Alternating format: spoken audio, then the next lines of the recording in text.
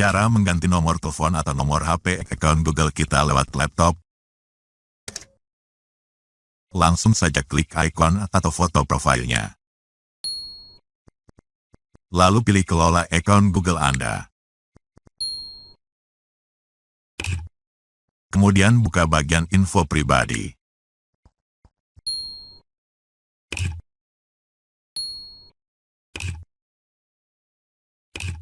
Lalu klik atau tap pada bagian telepon. Klik pada nomor HP-nya. Klik ikon edit ini. Nah, biasanya kita akan disuruh masukkan password akun Google kita terlebih dulu.